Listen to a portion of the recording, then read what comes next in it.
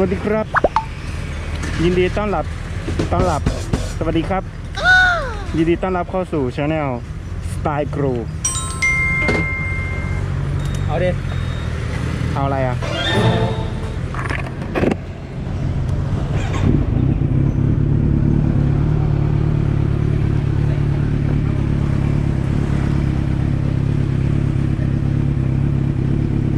ติดไหมวะ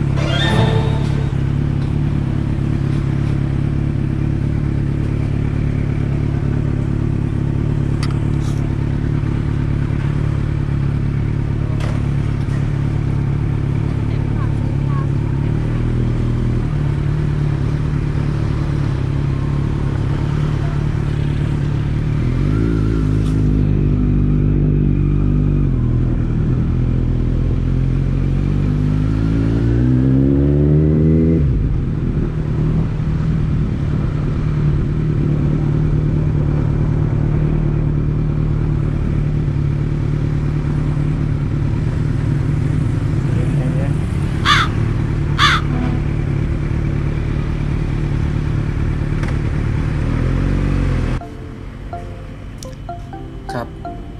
นี่ก็จะเป็นภาพที่ผมเทสมุมกล้องครั้งแรกครับหลังจากที่ผมได้ทำฐานติดหมวกนะครับผม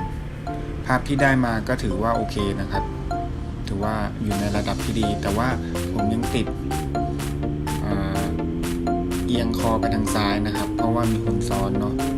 เดี๋ยวก็เลยทำให้ภาพนั้นมันออกมาเอียงนะครับแต่จริงๆแล้วมันก็ตรงปกตินะครับแต่ว่าเนื่องจากที่ผมคลิปนี้นะครับผมติดกล้อง